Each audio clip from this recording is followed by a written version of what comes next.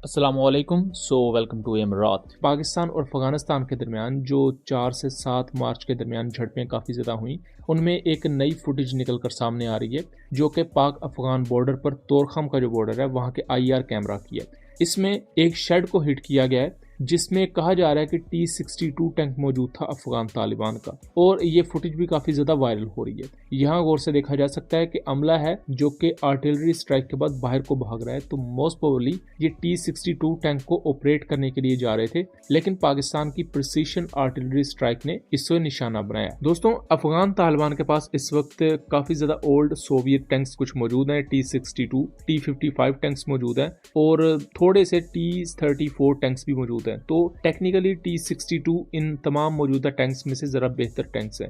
1970s में ये Afghan army की सर्विस में आए थे और 1992 के स्टैट्स के मुताबिक 500 ऐसे टैंक अफगान मिलिट्री में सर्विस में थे, और यही वो टैंक्स हैं जो आज तक अफगान मिलिट्री की सर्विस में हैं। और अब चूंकि तालिबान की गवर्नमेंट है तो तालिबान इन्हें ऑपरेट करते हैं, लेकिन टैंक्स को यूज किस तरह करना है, इनकी टैक्टिक्स क्या है, वो अफगान तालिबान ने ना प्रॉपर कभी ट्रेनिंग ली है और ना ही उनको पता है। उनके नज़दीक टैंक सिर्फ ये है कि उसमें बैठ के ले जाया जाए और अंधाधुंध गोलाबारी की जाए, बट टैंक के प्रॉपर मनूवर्स होते हैं, इसकी डिफेंसिव टेक्निक्स होती हैं, डिफेंसिव मनूवर्स प्रॉपर होते हैं। लेकिन यहाँ देखा गया है कि इस टैंक को एक शेड में छुपाया गया था कि वहां से इससे गोलाबारी की जाएगी, बट चूंकि वो टैंक एक जगह पर ही खड़ा था तो वो बहुत आसानी से निशाना बन गया। और इसी टेक्निकल नुक्ते को हम पहले भी पॉइंट आउट करते आए हैं कि Afghan Taliban hit and run के तरीके से लड़ते आए हैं, गोरीला वॉरफेयर करते आए हैं कि एक जगह घात लगा के अटैक किया और भाग गए।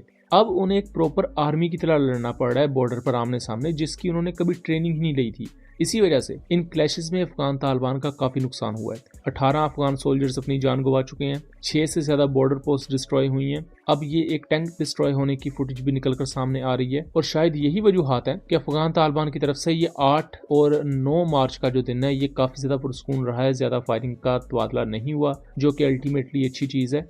अब इस तमाम डिस्कशन के साथ साथ ये चीज़ भी डिस्कस हो रही है कि किस वेपन सिस्टम के साथ अफगानिस्तान के इस T-62 मेन बैटल टैंक को डिस्ट्रॉय किया गया है। तो मुख्तलिफ ओसेंट अकाउंट्स ने एक लफ्ज़ यूज़ किया है गाइडेड आर्टिलरी का। गाइडेड आर्टिलरी में आपके मिसाइल सिस्टम्स वगैरह आते हैं, जैसे MLRs वगैरह होते हैं, रॉकेट सिस्टम्स जिन्हें हम कहते हैं। उसके साथ साथ गाइडेड आर्टिलरी शेल्स भी होते हैं। ये दोनों इक्विपमेंट पाकिस्तान मिलिट्री की सर्विस में मौजूद हैं। लेकिन जो एक नाम लिया जा रहा है सोशल मीडिया पर काफ़ी ज़्यादा फतेह रॉकेट सिस्टम का, फतेह रॉकेट सिस्टम के थ्रू इस टैंक को डिस्ट्रॉय नहीं किया गया। उसकी रीज़न कुछ यूं है कि पाकिस्तान के जो फतेह 1 और फतेह 2 MLRs हैं ये इंडियन साइड पर डिप्लॉय होते हैं, पंजाब और सिंध के एरिया में।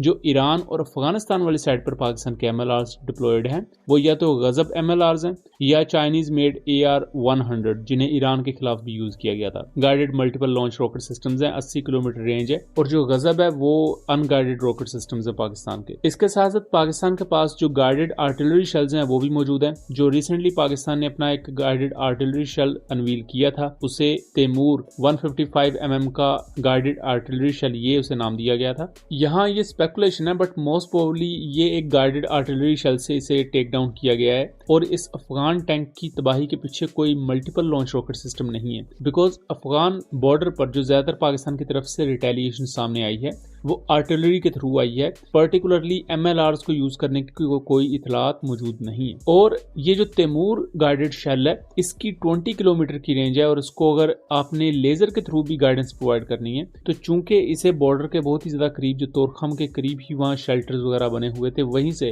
इस T-62 टैंक को निकाला जा रहा था ताकि पाकिस्तान मिलिट्री के खिलाफ बॉर्डर पर लाकर यूज किया जाए।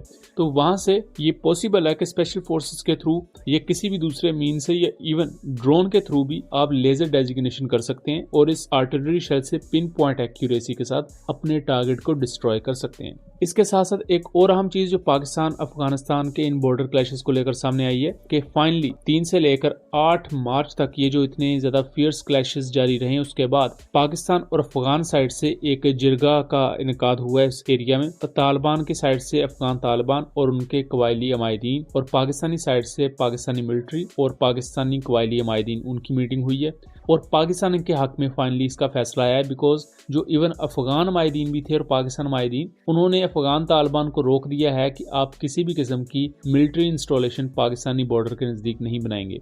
बिकॉज लड़ाई ही इस वजह से शुरू हुई थी कि अफगान तालिबान जीरो लाइन के बहुत ही ज़्यादा करीब एक मिलिट्री इंस्टॉलेशन बना रहे थे, जो कि इंटरनेशनल कवानीन के तहत बॉर्डर रूल्स की खिलाफ वर्जी होती है। बांग्लादेश और इंडिया का बॉर्डर इशू भी इन्हीं वजूहात की बुनियाद पर ही शुरू हुआ था। तो बहरहाल ये एक पॉजिटिव चीज़ है कि पाकिस्तान का जो स्टांस था वो सही था और उस चीज़ को फाइनली माना गया है। कहा यह जा रहा है कि ईद उल फितर के अगले 10 दिन तक ये सीज फायर रखने की तजवीज़ है, लेकिन 10 मार्च को ये जिरगा दोबारा बैठेगा और देखा जाएगा कि मज़ीद इसमें क्या क्या चीज़ें डिस्कस की जाती हैं।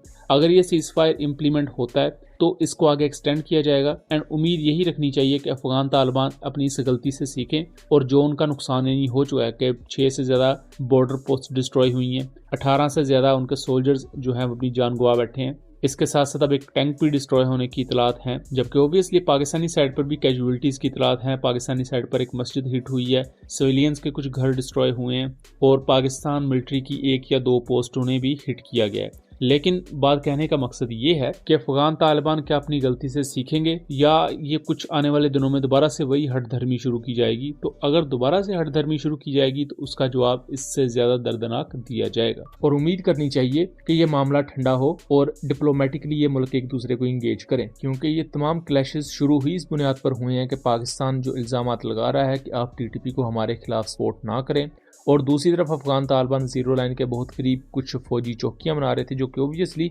इन टीटीपी टेररिस्ट को इन्फिल्ट्रेशन के लिए भी हेल्प कर सकती थी और इनके दूसरे एग्रेसिव ऑपरेशंस में इस्तेमाल किए जाने का खतरा भी था, जिसको लेकर ये पाक अफगान बॉर्डर पर काफी ज्यादा टेंस सिचुएशन देखी गई। तोरखम बॉर्डर बंद होने की वजह से दोनों साइड पर जो ट्रेड है उसको काफी ज्यादा नुकसान पहुंचा है। लोकल्स काफी ज्यादा इस चीज को लेकर ट्रबल में आए हैं, बट अफगान तालिबान को यहाँ ये चीज क्लियरली समझनी पड़ेगी कि वो 1970s 1980s के इरा की तरह यहाँ सर्वाइव नहीं कर सकेंगे। अगर वो इसी तरह करते रहेंगे तो आहिस्ता आहिस्ता सब उनसे तंग आ जाएंगे। वो एक हुकूमत है और उन्हें एक हुकूमत की तरह एक्ट करना चाहिए और दूसरी तरफ पाकिस्तान को भी प्रॉपर वाज़े अफगान पॉलिसी अपनाने की जरूरत है। सो दोस्तों, ये था एक एनालिसिस। उम्मीद करता हूँ चीजें क्लियर रही होंगी। वीडियो पसंद आई हो तो इसे ज्यादा से ज्यादा शेयर कीजिएगा ताकि इस तरह की मजीद इन्फॉर्मेटिव वीडियोस हम आपके लिए लेकर आ सके। मिलेंगे अगली वीडियो में, तब तक के लिए अल्लाह हाफिज।